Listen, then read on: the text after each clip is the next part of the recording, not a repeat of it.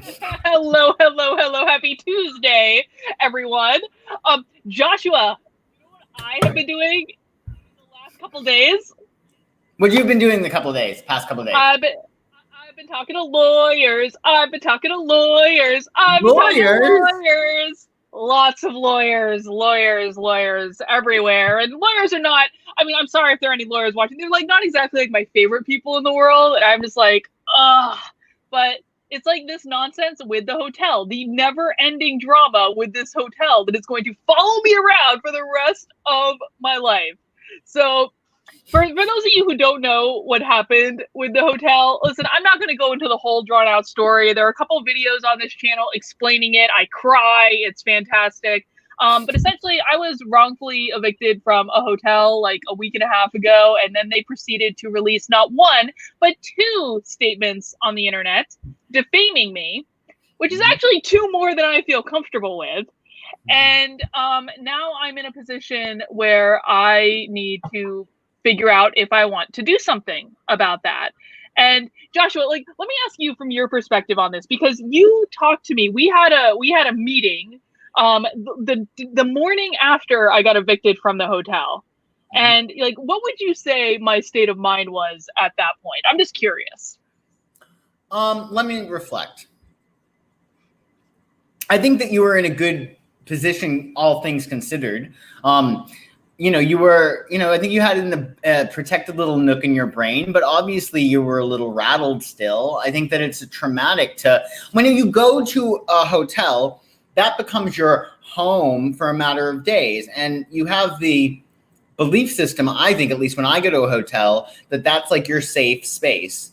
And I think, for your safe space being violated, you handled it very well. But of course you were rattled. It's traumatizing. It was definitely traumatizing. And I think that the most traumatizing thing for me, and honestly, I have to say, like, the people that have watched the videos and have provided me feedback on it gave me a lot more clarity than I thought I would, because I really think I was in shock when I was talking to you. I think I really was just not seeing the situation clearly at all. Because I remember when I did the first video, I was like, I don't want anyone to be fired over this. And now I absolutely want people to be fired over it, because they actually put me in physical danger when they evicted me from the hotel for no good reason. But I think lied over and over again. They lied. Oh, and lied over and over again. And that second statement, guys, just like the second statement's lies. And the thing of it is the reason that I have been in situations in my life that have made me feel incredibly powerless. And I think that this is what bothers me so much about this situation, is that it felt like my power was completely taken away over something that I did not do, that there was no evidence that I did, that there is still no evidence that I did. And it's just, it's a horrible, helpless feeling. And I don't think that I mean, hotels should not be allowed to put people in that position, and then further shouldn't be allowed to go on the internet and lie about them and defame them. It's absolutely absurd. And I think, like, at this point, so I'm speaking, just to give you guys a brief update, I'm kind of speaking to lawyers about what to do about it. There are a lot of lawyers. There are so many lawyers. And it's very important to me that if I move forward with some sort of action, that I have the right lawyer to have my back, because that's the other thing that's been the hardest part of this whole thing, is just feeling very alone, and feeling that there are people that are questioning whether or not I ran up and down the halls of a hotel banging on doors and windows and harassing people in the middle of the night, or now the hotel employees are posting that I was screaming racial slurs and they tried to make me responsible for a bomb threat and all these things. And it's like, it feels so alone to have these people putting out this absolute nonsense about you, and to feel like you have no one in your corner to fight for you. You know what I'm saying? I do. Yeah. And you're the last person. Number one, you don't use that vernacular. I would know. No. Because we've been drunk together, we've been high together, we've spent time together, and I would, your true personality comes out when you spend an extended amount of time with somebody. And no, that's just not the way you think. Do you know what I mean? Let alone would you go out of your way to bang on hotel doors. I mean, it's just so preposterous. It's complete baloney. Malarkey, if you will. And so I thought maybe the first reading that we could do tonight is, I guess what I'm curious about is, what was the motivation of the hotel for doing this to me? Because this is what I can't figure out. I still think it was because I was wearing a MAGA mask. That was my first instinct about the situation. Your first instinct is almost always the correct one. I cannot come up with a better, reason for it. So I thought we could ask about what the hell was going on with the hotel that made them do this to me. Let's see. So can we say, why did the hotel do this? Yes.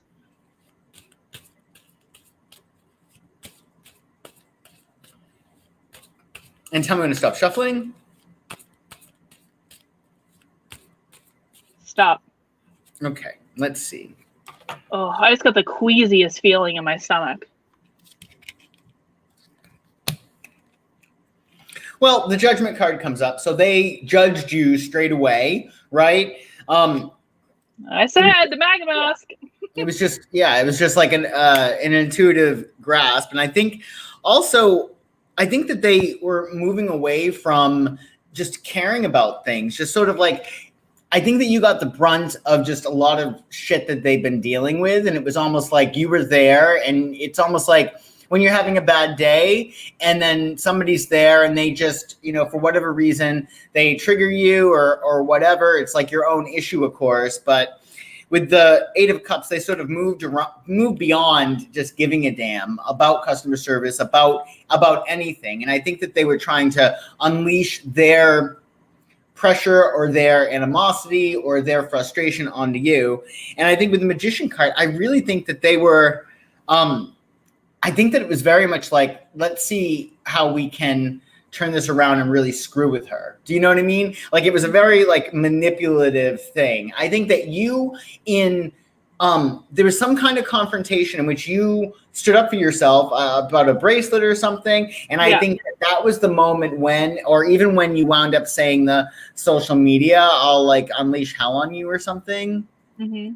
I didn't say I would unleash hell. I just said it would not work out well for them. Right. Something like you have something about social media, right? Yeah. And I think that with the Magician card, they were sort of like, well, if she's going to be doing something anyway, we're going to do something before she does. Do you know what I mean? Wow. And that didn't necessarily work out well, did it? No. I think they expected you to leave a bad review or talk badly about them. And with the Magician card, I think that they were thinking that, what they were trying to do was offset what you threatened to do. Do you know what I mean? Like, they saw you doing something they did pissed you off. You said, well, this isn't going to look very good for you. And with the Magician card, they said, well, let's turn these mother effing tables. You know what I mean? I think that it was a power play. I think that there was some ego that was involved in that and said, this bitch ain't going to do that. And you did. So. And I did. And, the battle goes on and we'll see where it goes from here. There's one person that instigated this with the Magician. I know exactly who it is. Exactly who it is. It was the bitch that was involved in both the confrontations. She was crazy. This woman was crazy. Should not be working in the hospitality industry at all. But I know exactly who it is. Yeah. Yeah. Well, I doubt she will be after this. Because I would think not. Yeah. Everybody has a boss and stuff like that. Do you know what I mean? Like in corporations like that. So she's screwed. We'll see what happens, guys. But that's the update I have for now. Sadly, lawyers move slower than I would like them to. I can't make them hop to, but I have been very fortunate in this whole thing. And I have to send shout outs to two people since I'm talking about it. Well, first off to Glenn Beck and his staff, because they have been incredibly helpful. I was on Glenn Beck's show yesterday talking about it, but they helped me. They've been incredibly helpful behind the scenes in terms of getting me connected with people, and that's been really great. And also to Dr. Howard Asher, who you guys know from the chats that we do on this channel about Trump derangement syndrome. He has also been incredibly helpful. Howard's helping me to deal with the trauma of the whole situation because it was very traumatic for me. He's also helped me connect with other lawyers. There are possibilities. So everything's moving forward. Everything's all good. And you guys will know more when I know. Joshua, Victor chimed in the chat and he said, you've also had chocolate bar together, which is probably the most important thing that we did. I don't know. Are we ever gonna have chocolate bar again? I don't know. So guys, there's a hotel in Boston. They closed for renovations last year. I hope they open again because it's a beautiful hotel. It's a Langdon Hotel, and they used to do this thing every Saturday where it would be like a gourmet buffet of all these chocolate desserts, and it was just like all you can eat and amazing. And we did that together too. The chocolate was so good. Okay, you pay like so little, I think. It's like $40 a person. You can eat as much chocolate as you want. And it's like it's like this buffet, but it's only chocolate. And we're talking mousses and like things that I can't pronounce, and even like really just it was amazing. So many amazing chocolate thingies. It was really good. Really good. Awesome. Okay, I think someone said in the chat that I needed to change my mic. Sorry, guys, my audio. I switched my browser right before I started this, and my audio was connected through my AirPods and not the mic. So hopefully, I sound better now. My bad. I didn't check the settings because last minute technical difficulties. But Joshua, let's jump right into the show now, shall we? That we've got some people here. Guys, welcome to Something Remotely Controversial. This is the show Joshua and I do every Tuesday night at 9:30 Eastern Time, 6:30 Pacific Time, where I rant about whatever news and current events I want to. And Joshua, who is a professional psychic,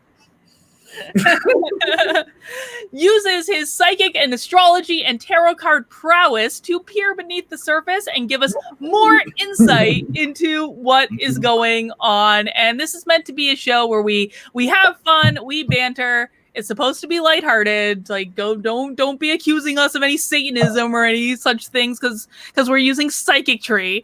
But Joshua, you know what else happened in Wisconsin in addition to me getting evicted from a hotel? But there was more important things actually that happened in Wisconsin in the past week, in terms of lots of people burning down lots of things in response to a criminal getting shot when he rightfully deserved to be shot. I'm sorry, like, the dude deserved to get shot. He was ignoring orders from the police. He was going into his car. No one knew what he was getting. Like, and the police shot him. And my understanding is that he's like in the hospital and he's going to recover. I could be wrong about that. I haven't looked into it.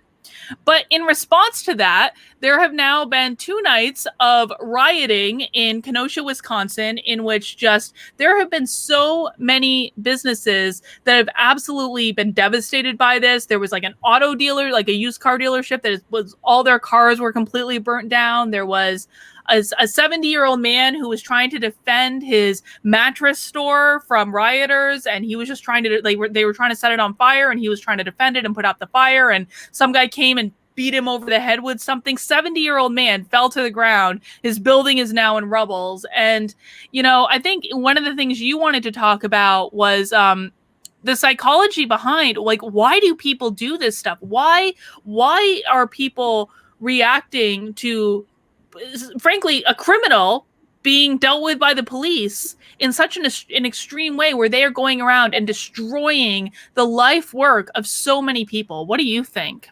Well, I think first of all, it's important to remember that this was excessive force. I understand that the guy had a warrant out for his arrest. I understand that he was involved in a scuffle with police before the shooting took place. I understand that he was walking with conviction away from the police when they were telling him to stop. I understand that he was going into his car and could have been grabbing a weapon, but to shoot somebody 7 times or 8 times, that was excessive force. The issue is that he did not need to be killed. He could have been, I mean, why can't, and again, you know that, like, I come from a long line of police officers in my family, that I'm big on the police. I love the blue, whatever the expression is, but I'm sorry.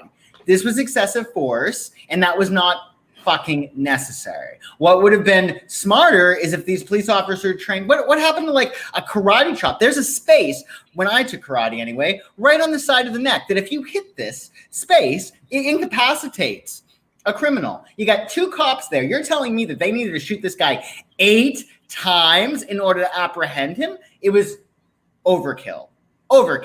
And even, I mean, number one, I would think, I understand that like they try to use the sun gun and blah, blah, blah, but you don't need to shoot somebody 8 times. That's just, it's excessive. Well, he should have listened to the orders of the police. I'm sorry. Like, if the police is telling you to stop, what you don't do is go into your car to grab God knows what. No, I agree with you that I don't understand why it's so difficult for people to realize that when a police officer tells you to freeze or tells you to stop or tells you to stand in your fucking head, why people won't do it. I get you, but that does not, when they do not do that, that does not give you the license to shoot somebody dead. I mean, there's a lot of space between apprehending somebody and then shooting them 8 times. So I think that we can agree that the police officer was wrong in this capacity. And also, if you think about it, I mean, there's so many things that can be done. I mean, you got 2 cops there. They didn't have to shoot him 8 times. So I understand the outrage. I don't think you just don't need to do it. It's unnecessary. Hang on. I got to push back on this. Like, I understand your position. And I think that there is some validity to your position. However, that does not justify them burning down half the damn town. I'm sorry, it doesn't. That auto dealership did not need to be burnt down. That 70-year-old man did not need to be physically attacked and have his business destroyed. There was another one, I saw this on the Quarterings YouTube channel today, where this gaming lounge was completely ransacked and destroyed, lost like over $100,000 worth of equipment that people just stole. That is not in response to the police shooting. That is people taking advantage of an opportunity. I'm sorry. I'm not disagreeing with that, but I'm saying that we're talking about 2 separate things that are worlds apart. In fact, I don't think one has to do with the other. I agree with you that I think it's an excuse. Is it perhaps a valid excuse? And is it something that infuriates people? Sure. But let's not discount the fact that police officers should be trained better to apprehend a criminal. One criminal who's one. I agree with that. I agree with that. And if you do shoot somebody, can't you shoot? Why are cops not taught to shoot somebody in the ankle, in the thigh? The dude is alive. I mean, the dude's hang on. The dude's not dead. He's alive.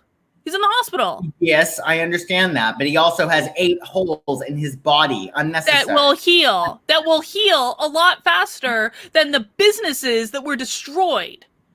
Okay, I understand that. What I'm saying is we're talking about 2 separate things. I feel that the response to it is something completely different. I think that it triggers somebody, it gives somebody the response. The anger of, okay, the cops are shooting our brothers and sisters because they're black. I understand that will trigger someone. But that's not why they're shooting them. That's not why what? He wasn't shot because he was black.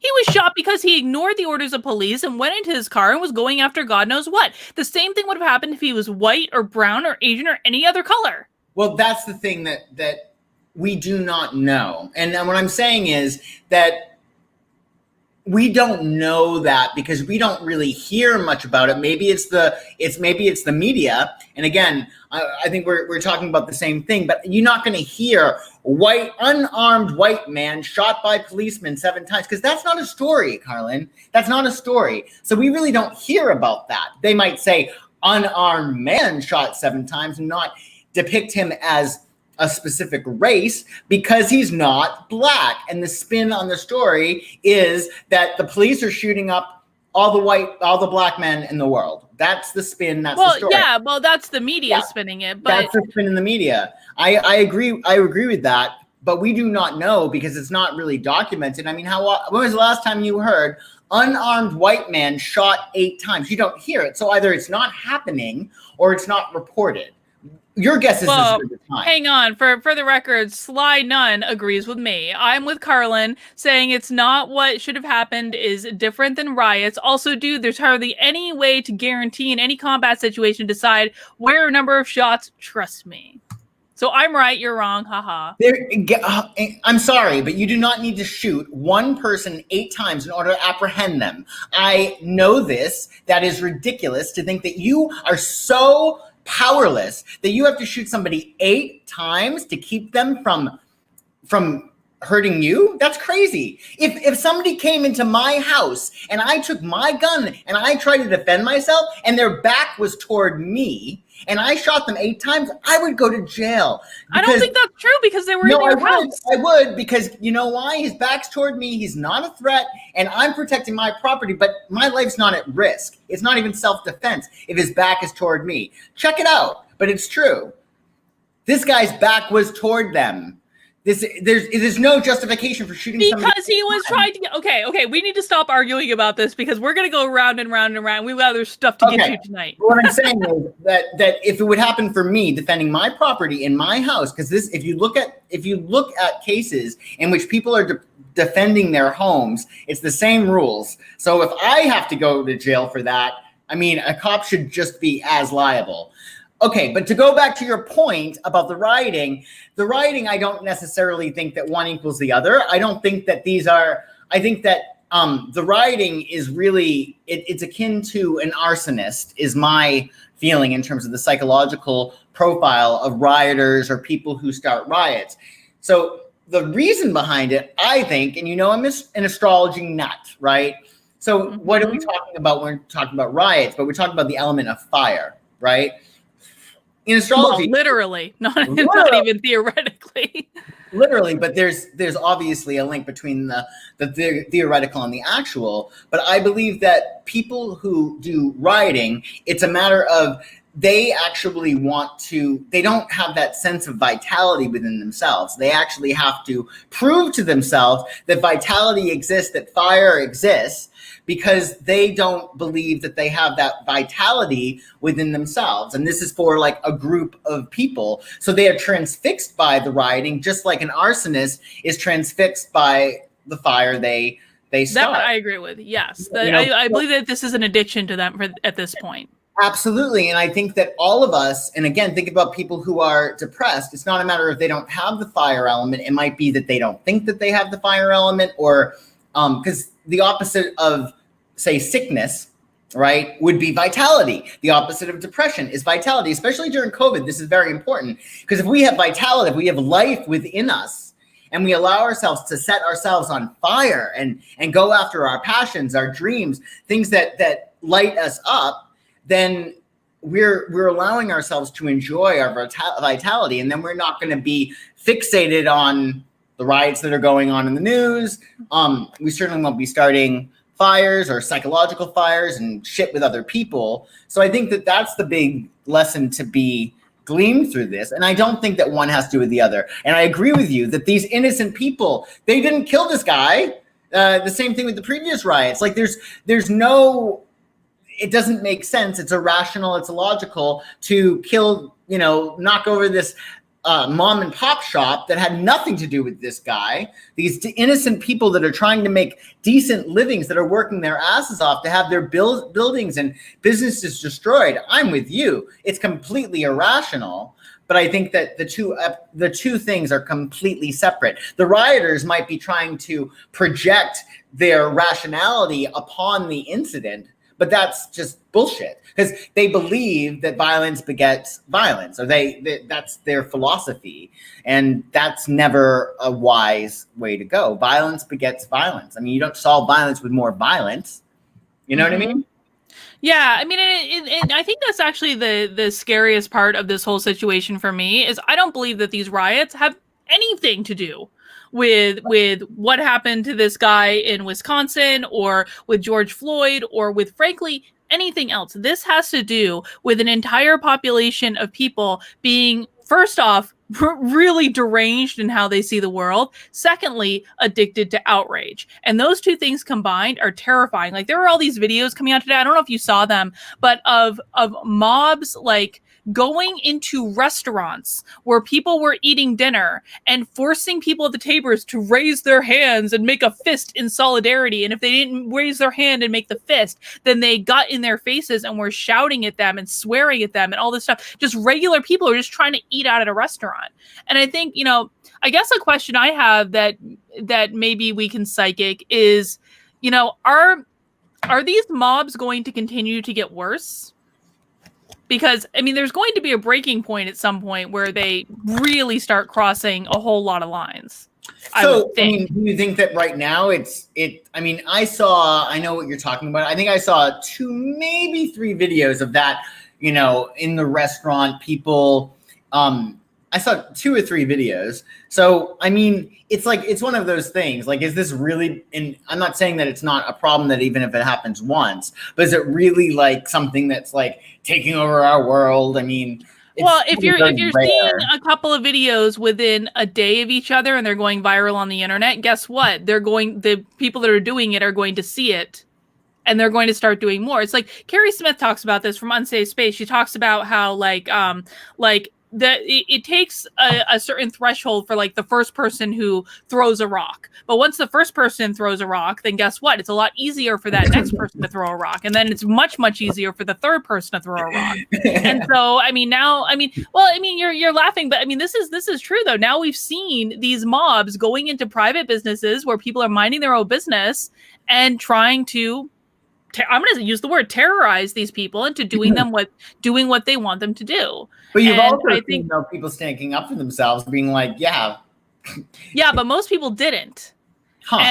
And you know what is it going to take until, you know, right now they're just shouting in their faces and giving them the middle finger and swearing at them. What happens when they hit them? Because that 70-year-old dude that was trying to protect his business got hit in the head with something and fell to the ground and had to like have stitches and stuff. I mean, and his business got destroyed because he didn't do what they wanted him to do. Like, this is all going to continue to escalate. And I guess that's the question. Will this continue to escalate?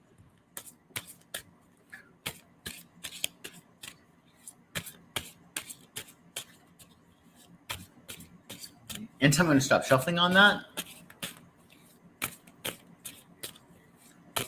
Stop. Okay. Emperor, Hangman. I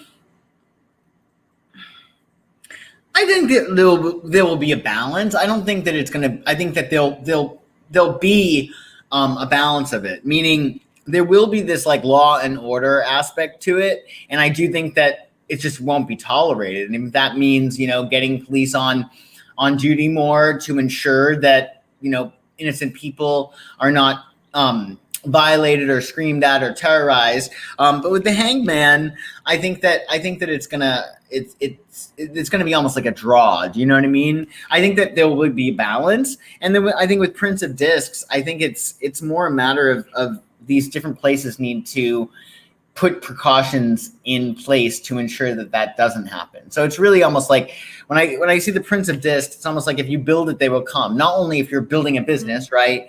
But if you're building, you know, if you're building something that you want to be protected, you have to, you know, build that with that in mind and take the practical precautions to ensure it doesn't happen. But I think that with safeguards in place, I think that we'll be okay. But I get there being a balance in the sense that there will be stuff that happens, but it will be curtailed. There'll be a balance of it. So I wouldn't worry.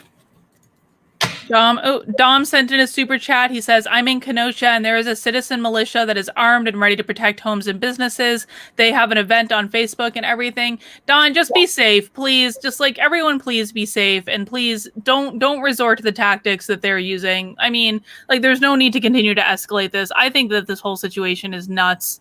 I don't know why people get sucked into this. I don't know why this is so appealing to people. And I especially don't get it.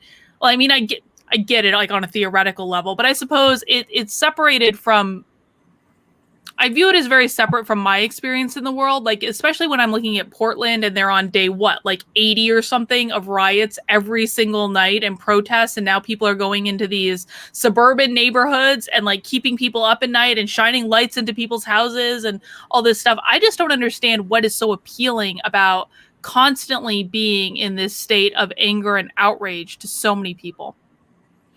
Right. And I think it's fair to say that, you know, even natural disasters, there's a reason for them, in the sense that the reason why this is happening in certain pockets. And I think that overall, when we look at the whole world or America as a whole, it's not happening globally. It's not something that's like this crazy thing that's happening everywhere. I think it's in a very small portion, but I think it's fair to realize that these societies or these areas in which this is happening, there's a reason for it that is beyond people just being rational. Do you know what I mean? It's a law of attraction thing if you think about it, in the sense that there's a reason why this has to happen.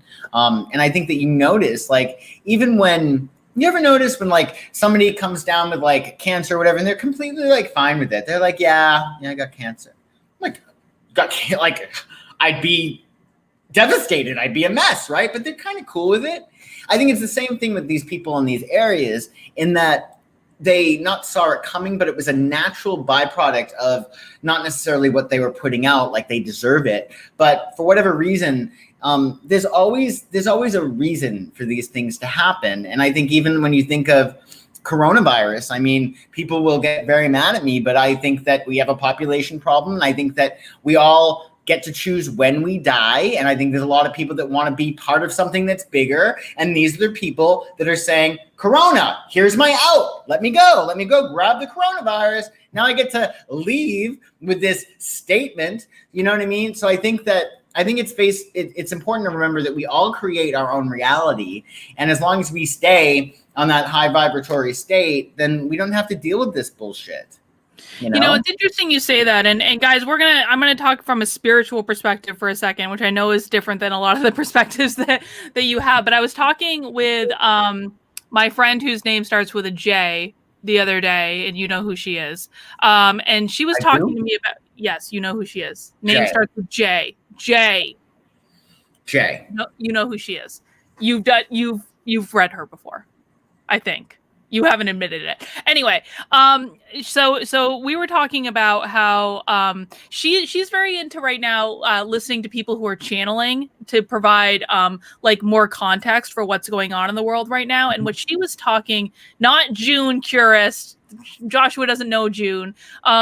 So what she was talking about was like how we as like the world as spiritual beings are transitioning into a new era, and the upheaval and strife that we're experiencing is a reflection of like the last vestiges of the old way of doing things kicking and screaming as they die. That's what we're experiencing right now, is like this old way of doing things. They do not want to change. They do not want to go into whatever place that we are going as human beings. And so they're like kicking and screaming and flailing about. Does that make sense? So are we talking about the people who are expressing this resistance? Are we saying that they're the ones that are getting coronavirus? No. They're just people in general who are out rioting and looting and causing ruckus. And I mean, and frankly, maybe some of the people who are fighting coronavirus so badly, but it's not even about what it's about resistance to evolution, I suppose, from a spiritual perspective. I think from a spiritual perspective, there's a reason that we have rioting, and it's not all bad, as strange as that might sound. There's a reason why, and I do think that it does cause some good things to happen. Call me a pathological optimist, but I think there's a reason why.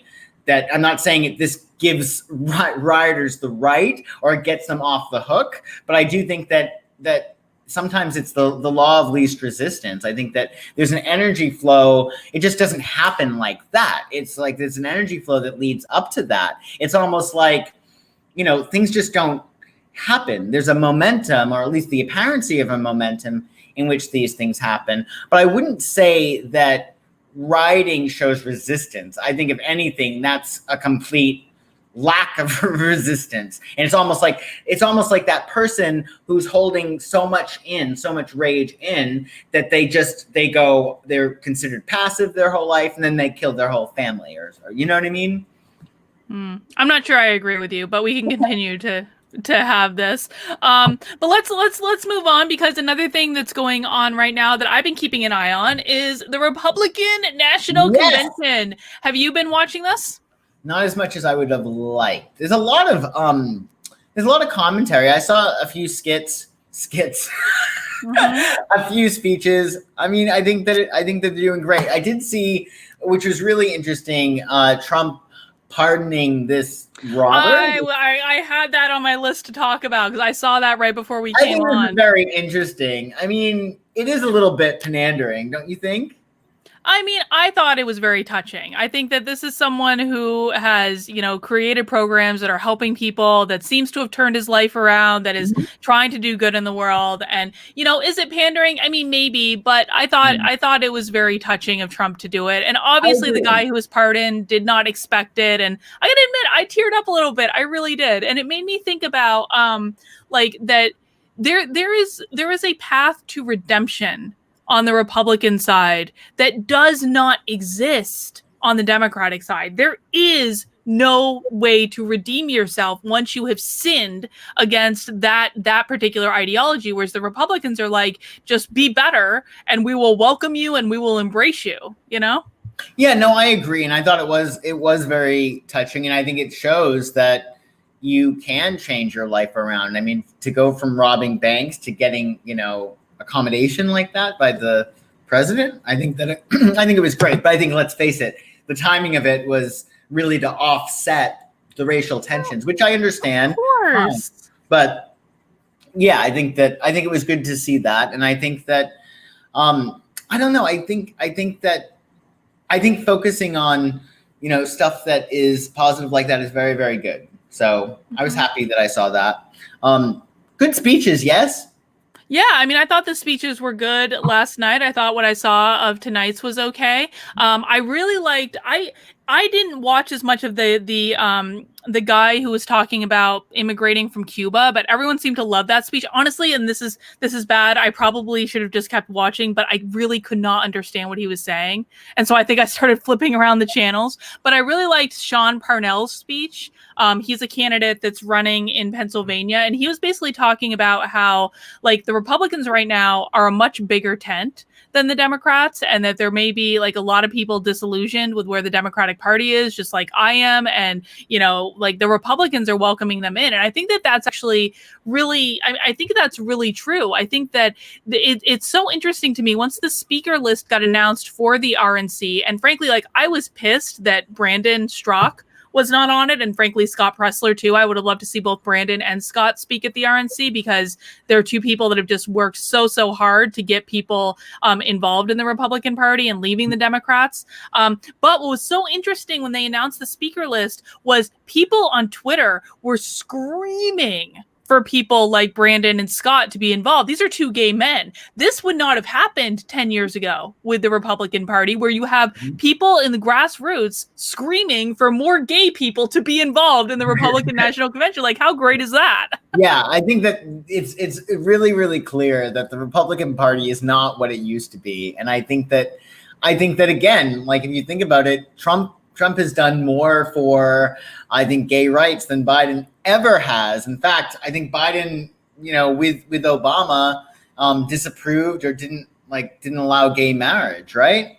Right. Biden, like, Trump is the first president ever to come to office supporting gay marriage. And I always think back to, and Dave Rubin has a video of him and his husband, who is also named Dave, which is just weird. But they're talking about it on his channel when they met Trump, and Trump realized that they were married, and he was like, "That's great. I don't care about that stuff at all." And he said, and he said to Melania, "It's like, honey, these guys are married," and he seemed to be like very excited about it. Yeah. Well, Trump's from New York City. I mean, he's worldly, and I think worldly people, you're so focused on yourself, you do get that live and let live type thing. And I also think that anybody who has an issue with that, I mean, I think that we are what we hate. So for whatever anybody projects upon another race or another whatnot, it's really that, like, internal sense of self-hate, right? It's like whatever they're accusing other people of is what they hate within themselves. So I think, like, what's really, really key is, love yourself so much, which I think Trump does way more than Joe Biden does, that it allows you to love everybody and not really care. Like, what do you care who anybody's sleeping with, unless you're so repressed and are scared that you might have those tendencies? I mean, homophobia is a gay disease, if anything. Like, most homophobia, it's internalized from homosexuals. I don't know any very straight men who have any problem with gay people at all. They don't want to be hit on, obviously, but they're not homophobes. Who are homophobes? But the gay people, the people who are in the closet, who are repressed and afraid of their own sexuality, and like a certain vice president. I think that he's. I think that. I mean, I don't know. I think that he's a rotten person in the inside, Joe Biden. Yeah. No, I'm talking about Pence. Oh, Pence? Oh, yeah. I think Pence is. I think Pence is a horrible person. I don't think that Trump likes him. I think he tolerates him.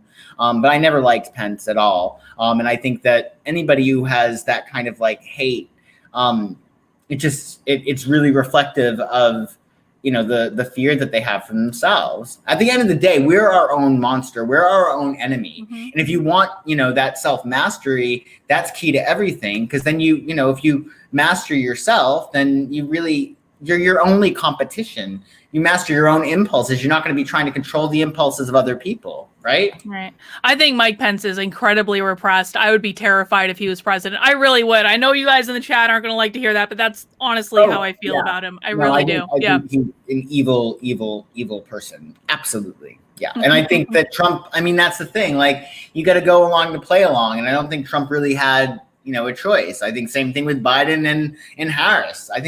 I'm sure, I don't think anybody really can stand Biden. I really don't think that there's anything redeemable about him. Every time anybody says something good about him who actually knows him personally, I say, that person's lying. I see a lie. Do you know what I mean? Yeah. Nobody likes him, I don't think. Not Michelle, certainly not Harris. Obama? No. Yeah. We'll see. And I have a question I want to ask about this in a second, but I just want to say too that guys, keep watching the RNC, because who might be making an appearance at the RNC but our friend Mikey Harlow. Ooh, will he be might be making a surprise appearance of some sort at the RNC. That's all I'm going to say about that, because it's going to be a surprise.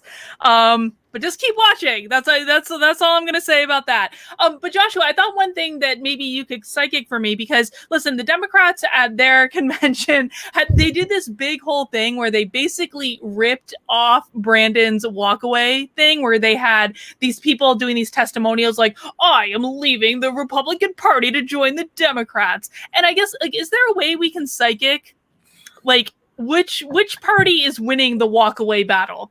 Are more people, and I'm gonna trust you to tell me how to psychic this, because you are the psychic, I am not. Like, are there more people going from the Democrat Party to the Republican Party, or more people going from the Republican to the Democrat Party? That's the question I want to know. Now you have to figure out a way to psychic it. Okay.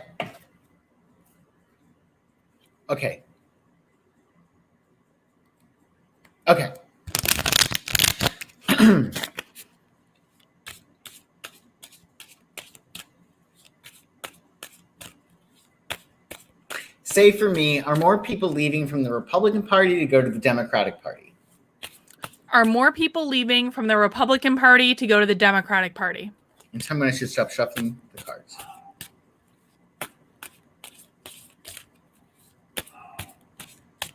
Stop.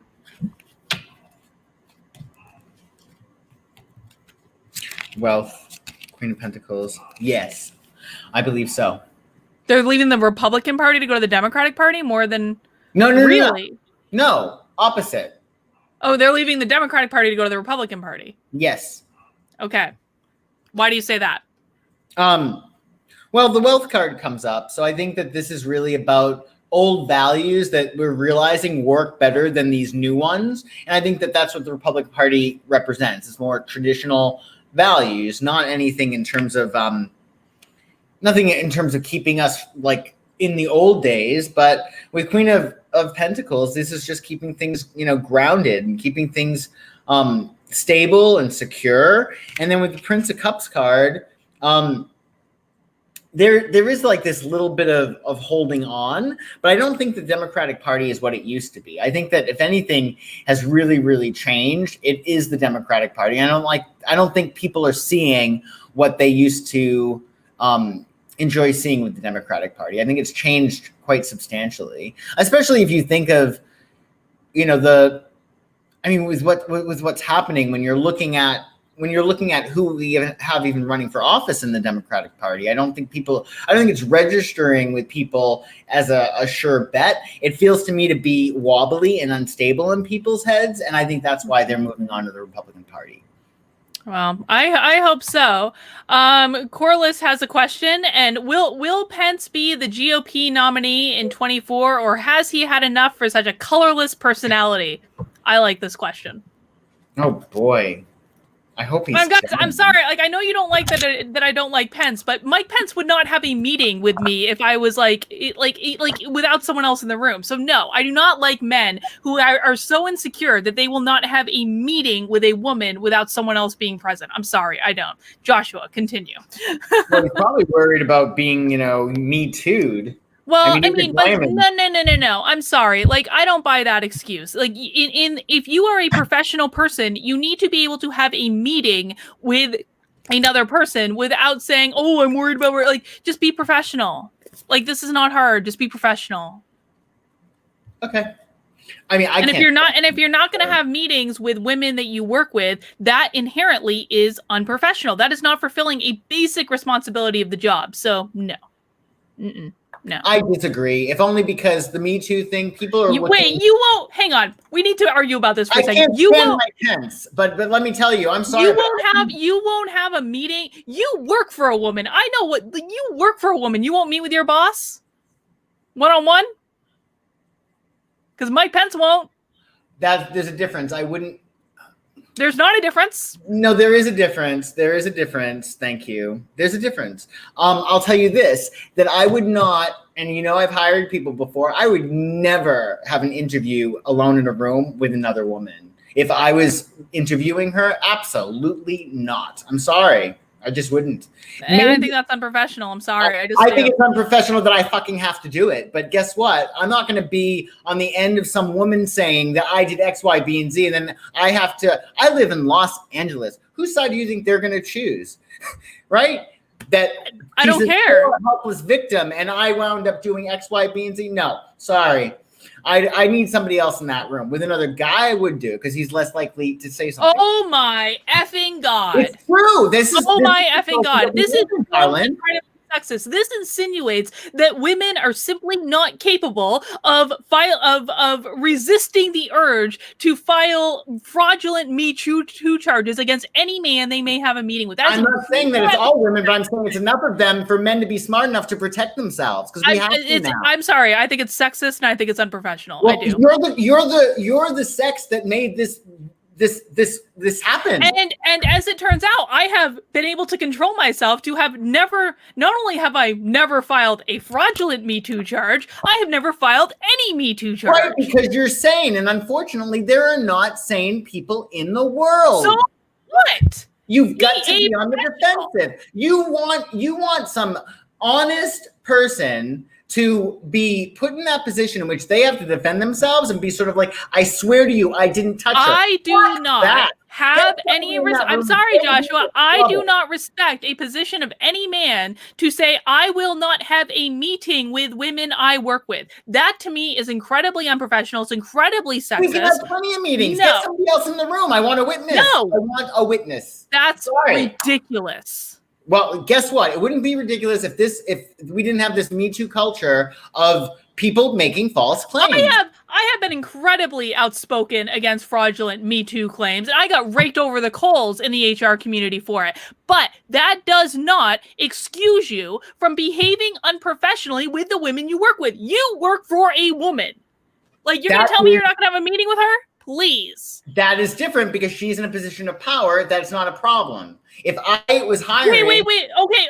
There was a whole book written about this called Disclosure, about powerful women sexually harassing men.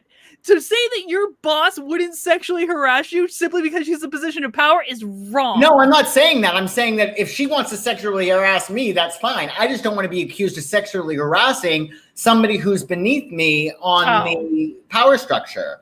Sexually harass me all you want. I can actually stand up for myself, and I'm not going to, go crazy and get the media involved in shit. I can assert myself. But I think that when you're dealing with men and women, especially when there's a power structure issue, and I'm dealing with somebody who I have power over, who is my not underling, but employee, then yeah, I want somebody in the room. I'm sorry. I will never, ever, ever, ever, ever, ever, ever agree with the philosophy that men should be able to opt out of having a meeting with a female coworker because they are scared and want someone else in the room with them.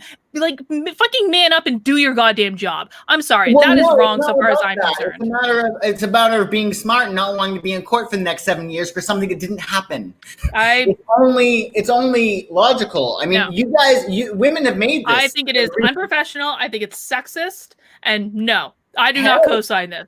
I don't. And we can keep arguing, but I'm not changing my position on this one. If I am in a job that requires me to have a meeting with someone, and they say no because you're a woman, like, no, fuck you. It's not no that you're a woman. It's like, well, that's fine. Here's my assistant. I have somebody right here at the table with me that can actually vouch for me that I did not make a pass at her. And I'm going to say this too, and the chat is actually siding with you for once. This is the first argument we've ever had where they've been on your side. But I don't care, guys. I am sorry. It is absolutely wrong for one coworker to say to another coworker, I refuse to have a meeting with you because you might sexually harass me. That is absolutely wrong. It is unprofessional. It assumes so much. Just because fraudulent claims happen does not mean you get to act like a misogynist because you don't want to meet with someone because you're scared. Like, I'm sorry, like, the world doesn't fucking work that way. Joshua, let's psychic this question.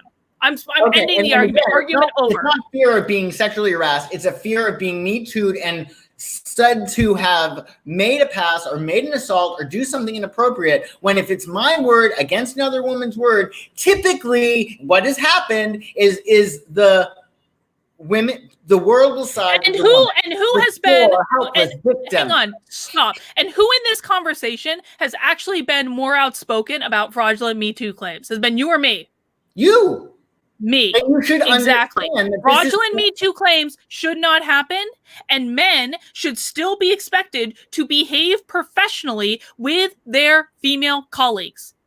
I'm sorry. And part of being a professional is having meetings with people without being a baby and requiring a witness.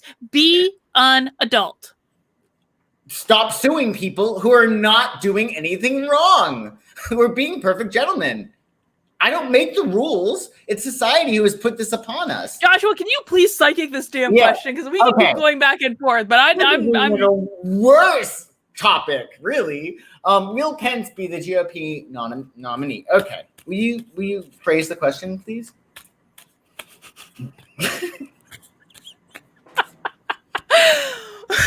Hang on. Will Pence be the GOP nominee in 24, or has he had enough for such a colorless personality? Tell me when to stop shuffling. Stop.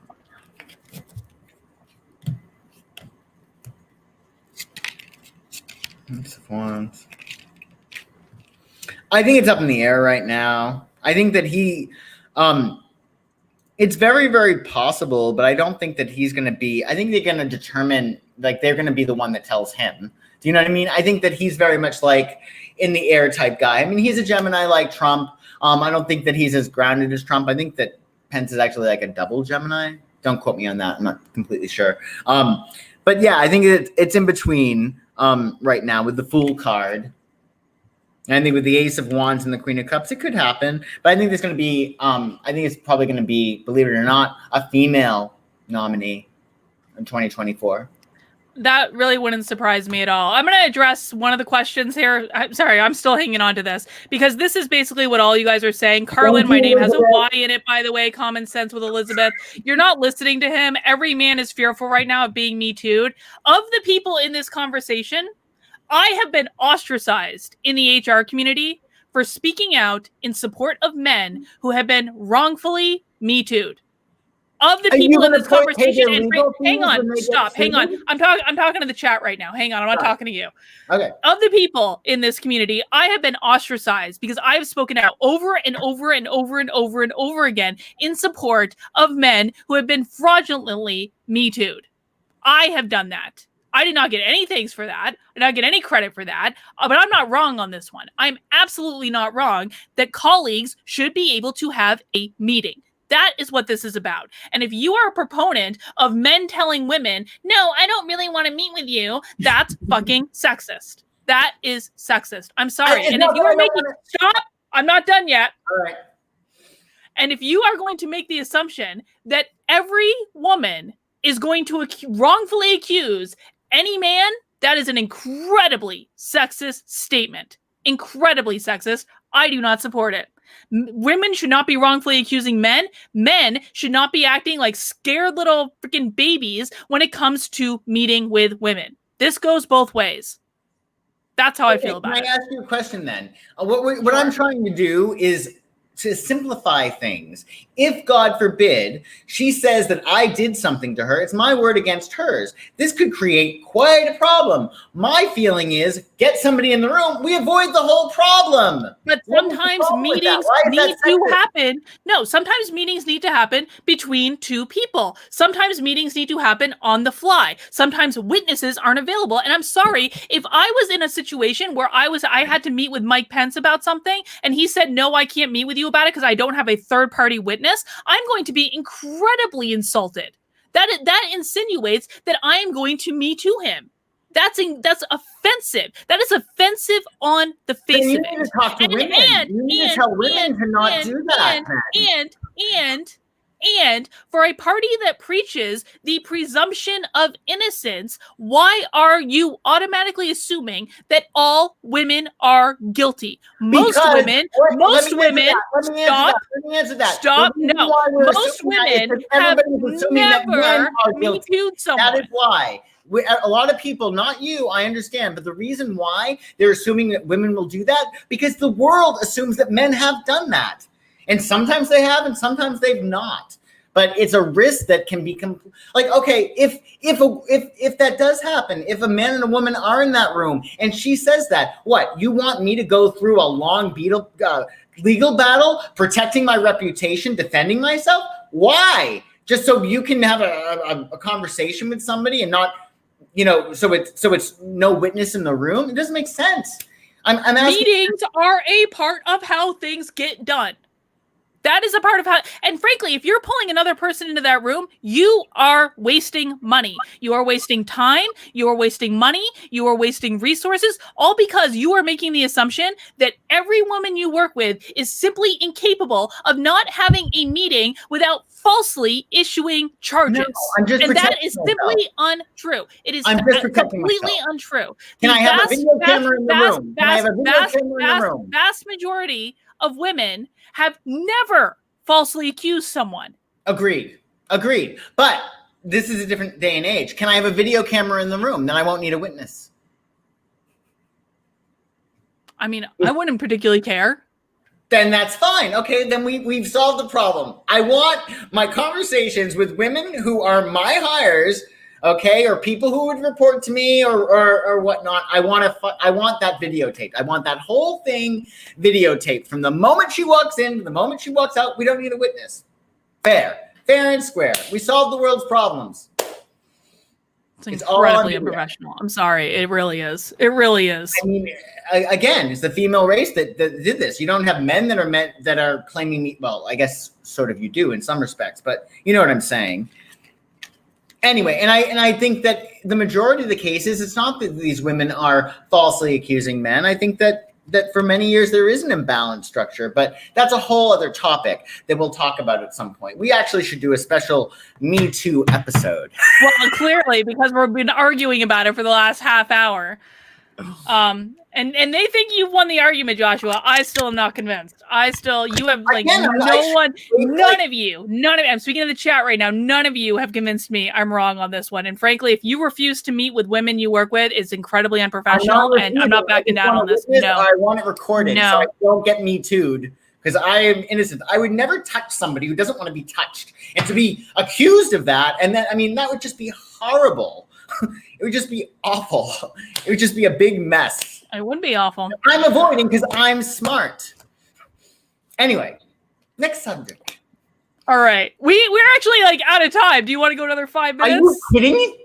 No, we argued for like half an hour about that. No. Apparently people like it though because our viewers are going up. So who the hell? My big fat mouth. I can't believe it.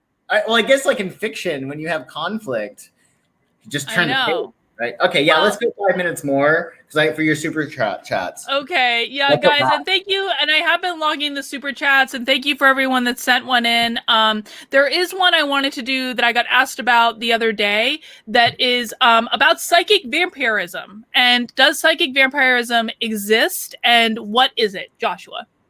So, you think of vampires, right? And I come to suck your blood, right? Well, a psychic vampire doesn't actually have to do that. A psychic vampire is somebody who feeds off of the energy of other people. So what they do is they energetically go to your energy and they literally suck your life force from you, because that's how they get their energy. And people, they don't necessarily know they're doing this. They don't wake up in the morning and be like, I think I'm going to, take somebody's energy away. But you'll notice that there are some people that are like that, because after spending time with them, you need to like sleep for 48 hours. You just feel so exhausted.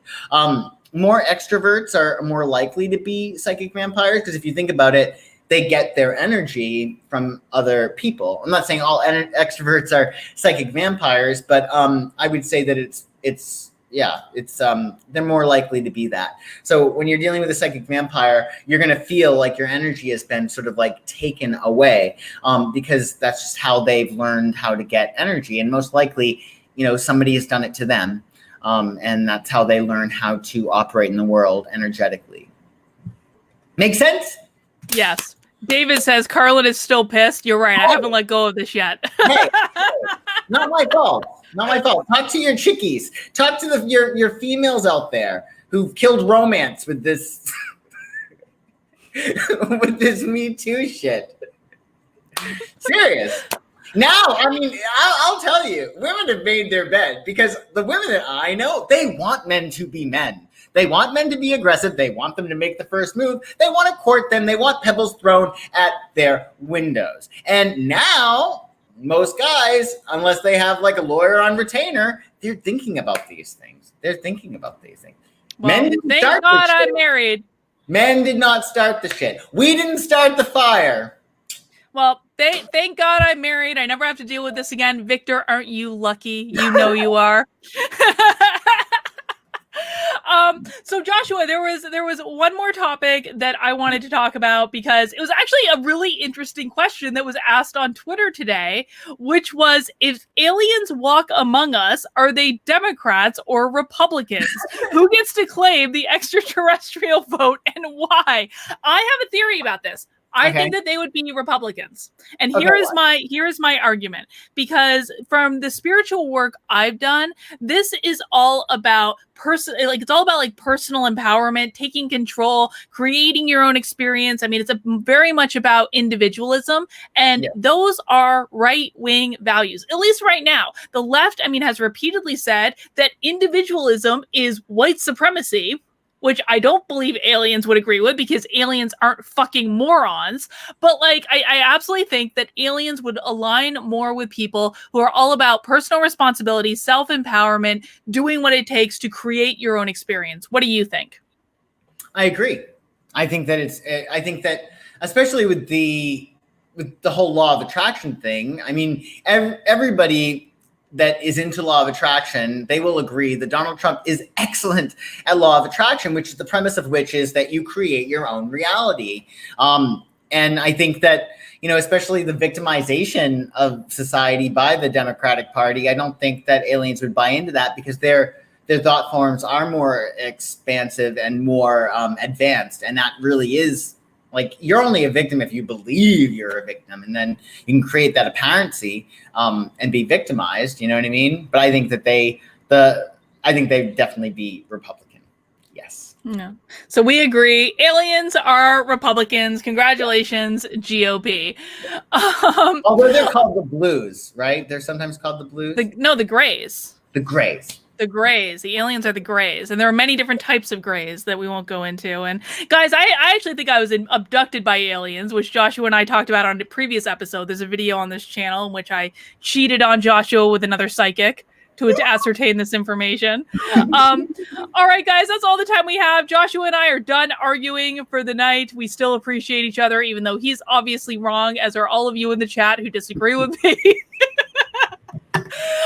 Now, next week, Joshua, you don't know this. This is a surprise. Next week, guys, we have something. So first of all, if you liked this, we do this every week at 9:30 typically for about an hour. Go give us a thumbs up if you've enjoyed this. Subscribe to the channel if you haven't already, or if you just want to see us fight a little bit more. But next week, guys, we have a special treat. We will have a special guest on the show. Adam Krigler is joining us to have Joshua read his chart, formerly of the Timcast IRL podcast, now doing his own Adamcast IRL. I was actually on his show on Saturday. So if you want to see the show, it's still up on his channel, but he will be joining us next week. He is very interested in learning about his astrological future and destiny and all that stuff. And obviously, like, he's making plans for what he's doing now that he's not on Timcast anymore. And so maybe we can give him some insight about that. So he's going to be joining us. How exciting is that? Yay! Yay!